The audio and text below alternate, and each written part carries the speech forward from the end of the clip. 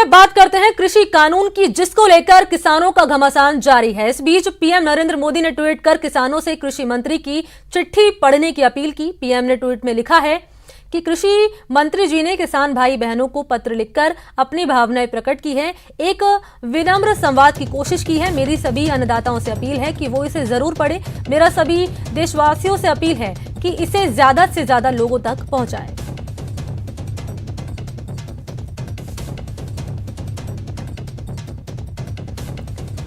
और इससे पहले केंद्रीय कृषि मंत्री नरेंद्र सिंह तोमर ने किसानों के नाम 8 पन्नों की एक चिट्ठी लिखी है। इस चिट्ठी के जरिए कृषि मंत्री ने किसानों के भ्रम दूर करने की कोशिश की। कृषि मंत्री ने साफ कह दिया है कि एमएसपी जारी है, जारी रहेगी।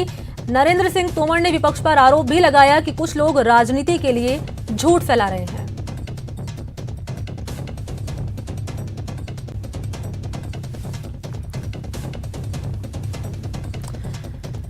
तो चलिए अब हम आपको मंत्री जी की चिट्ठी की 10 बड़ी बातें आपको बताते हैं। देखिए, जिसमें कृषि मंत्री ने एमएसपी पर साफ साफ कहा है कि ये जारी रहेगी। उन्होंने विपक्षियों पर किसानों में भ्रम फैलाने का भी आरोप लगाया। साथ ही उन्होंने साफ कर दिया है कि मंडियां चालू हैं और आगे भी चालू रहेंगी। उन्होंने ये भी बताया है कि कैसे किसान अपने हितों की रक्षा के लिए कॉन्ट्रैक्ट फार्मिंग में कोर्ट भी जा सकते हैं।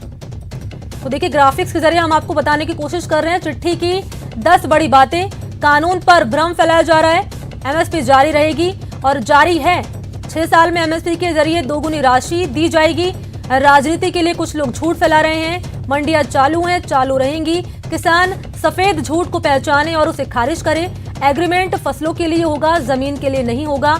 किसान जब चाहे करार को खत्म कर सकते हैं और तय समय पर भुगतान न करने पर जुर्माना लगेगा। किसानों के पास कोर्ट जाने का भी ऑप्शन होगा।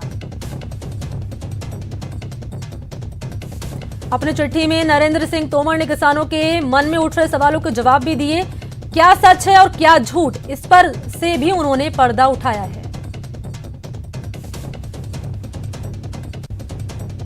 देखिए, झूठ में कहा गया है कि कॉन्ट्रैक्टर्स जमीन हथिया सकते हैं और सच ये कि किसानों की जमीन सुरक्षित है। झूठ ये कि कॉन्ट्रैक्ट फार्मिंग से मूल्य की कोई गारंटी नहीं और सच ये कि एग्रीमेंट में कृषि मूल्य दर्ज किया जाएगा। झूठ ये कि किसानों को भुगतान नहीं किया जाएगा और सच ये कि भुगतान तय समय पर सीमा के अंदर होगा। झूठ ये कि कॉन्ट्रैक्ट खत्म नहीं हो सकता और सच ये कि किसी भी समय बिना जुर्माने के कॉन्ट्रैक्ट खत्म किया जा सकता है। झूठ ये कि पहले कभी कॉन्ट्रैक्ट फार्मिंग की कोशिश नहीं की गई और सच ये कि कई राज्यों में कॉन्ट्रैक्ट यहाँ पर की गई है, कोशिश की गई है। इस कानून को लेकर कोई चर्चा नहीं की गई। 2 दशकों तक यहाँ पर सरकार ने विचार विमर्श किया है और एमएसपी खत्म हो रही है, झूठ फैलाया जा रहा है और सच ये कि एमएसपी जारी रहेगी।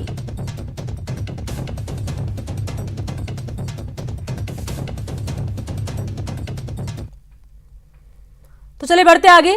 कृषि कानून का विरोध कर रहे किसानों को सुप्रीम कोर्ट की नसीहत का सामना करना पड़ा है। कोर्ट ने साफ कहा है कि किसानों को आंदोलन का हक है, लेकिन शहर को बंद नहीं किया जा सकता। किसानों को चाहिए कि वो सरकार से बातचीत के लिए आगे आए। रिपोर्ट देखिए। दिल्ली को 22 दिन से घेरे बैठे किसानों को हटाने के लिए सुप्रीम कोर्ट में फिर सुनवाई हुई। इस दौरान कोर्ट ने किसानों के आंदोलन का समर्थन करने के साथ साथ उन्हें कई नसीहतें भी दी। सीजेआई शरद अरविंद बोबड़े ने सुनवाई के दौरान कहा कि हम प्रदर्शन के विरोध में नहीं, लेकिन बातचीत भी होनी चाहिए। मसले का हल नहीं निकला है, इसीलिए कमेटी का गठन जरूरी है।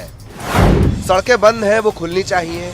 बगैर मास्क के कोरोना का खतरा है। सर्दी की छुट्टियों की वजह से सुनवाई अब वेकेशन बेंच में होगी। पंजाब सरकार के वकील पी चिदम्बरम ने प्रशासन पर रास्ते बंद करने का आरोप लगाया। वकील हरीश साल्वे ने आंदोलन से हो रही दिक्कतों का जिक्र किया। उन्होंने कहा we are also belong to farmers, हम भी किसानों से जुड़े हुए, हम भी किसानों से संबंधित हैं। तो हमारा दिल गदगद हो गया और निश्चित रूप से छुट्टियों में भी इस केस को सुप्रीम कोर्ट ऑफ इंडिया के चीफ जस्टिस ऑफ इंडिया निश्चित तौर पर उसको लगाएंगे। इधर दिल्ली की घेराबंदी करके बैठे किसानों के आंदोलन का 22वां दिन भी बैठकों में निकला। किसान संगठनों का कोई नेता सुप्रीम कोर्ट की सुनवाई में शामिल नहीं हुआ। हालांकि किसान नेताओं ने सरकार से बातचीत के लिए तैयार होने की बात जरूर दोहराई। ਇਹ ਜੀ ਕਿਸੇ ਵੀ ਸੁਪਰੀਮ ਕੋਰਟ ਦੇ ਕਮੈਂਟ ਨਹੀਂ ਕਰਨਾ। ਸਾਡੇ ਵਾਸਤੇ ਜਦ ਤੱਕ ਸਾਡੇ ਕੋਲ ਕੁਝ ਕਲੀਅਰ ਕੱਟ ਨਹੀਂ ਆਉਂਦਾ उਦੋਂ तक ਅਸੀਂ वाच कर रहे हैं। ये हमारा जो आंदोलन है दिन प्रतिदिन और मजबूत होता जाता है। ये तब ही समाप्त हो सकता है जब ये काले कानून जो है इनको केंद्रीय सरकार वापस ले। सुप्रीम कोर्ट में सुनवाई के अलावा किसान आंदोलन की गूंज दिल्ली हाई कोर्ट, दिल्ली विधानसभा और बीजेपी मुख्यालय की बैठक में सुनाई दी। दिल्ली हाई कोर्ट ने आंदोलन से जुड़ी याचिका के सुप्रीम कोर्ट में मामला होने की बात कहकर सुनने से इनकार कर दिया। वहीं दिल्ली विधानसभा में विशेष सत्र बुलाने के बाद सीएम अरविंद केजरीवाल ने कृषि कानूनों की कॉपी सदन में फाड़ दी। बीजेपी मुख्यालय में पार्टी महासचिवों के साथ केंद्रीय गृह मंत्री अमित शाह और केंद्रीय कृषि मंत्री नरेंद्र तोमर की बैठक में भी किसानों का मुद्दा उठा। सरकार और किसानों के बीच अब तक 6 दौर की बातचीत भी हो चुकी है, लेकिन कृषि कानूनों को रद्द करने से कम किसान किसी भी संशोधन को मानने पर राजी नहीं। Bureau report, news 18 network.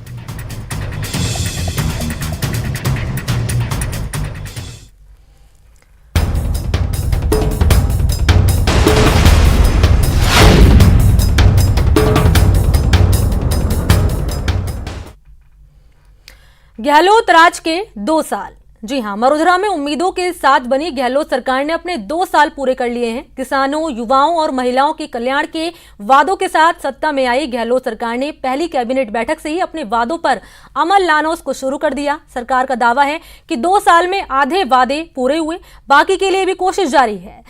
इसी को लेकर सीएम गहलोत कल मरुधरा को 10,805 करोड़ की सौगात देंगे, जिसकी जानकारी उन्होंने अपने ट्वीट के जरिए दी है। सीएम ने ट्वीट कर लिखा है अपने कि प्रदेश सरकार के 2 साल का कार्यकाल पूरे होने के मौके पर कल प्रातः 11:30 बजे 10,805 करोड़ रुपए के 1,374 कार्य, योजनाएं और परियोजनाओं का लोकार्पण, शिलान्यास और शुभारंभ किया जाएगा।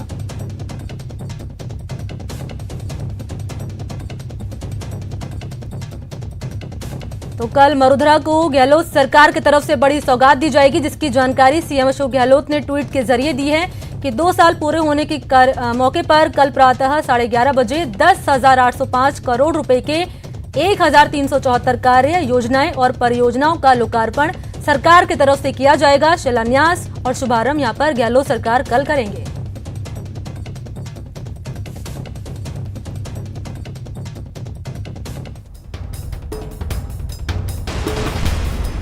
17 दिसंबर 2020 नई शिक्षा नीति बनाने की दिशा में काम शुरू किया। पिछली सरकार में बंद हुए 20,000 स्कूलों की समीक्षा कर सरकार ने उन्हें नए सिरे से खोला। 2 साल के अंदर 90 नए कॉलेज व 100 अंग्रेजी माध्यम स्कूल खोले गए। गहलोत सरकार के 2 साल की सबसे बड़ी उपलब्धि कोरोना महामारी को रोकने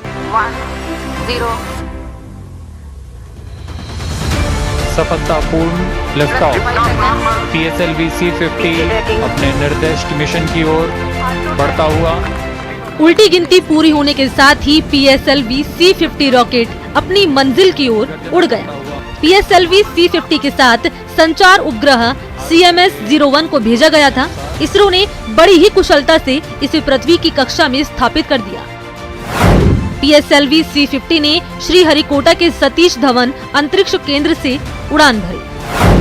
इसरो का 77वां व्हीकल और PSLV C50 का मिशन रहा।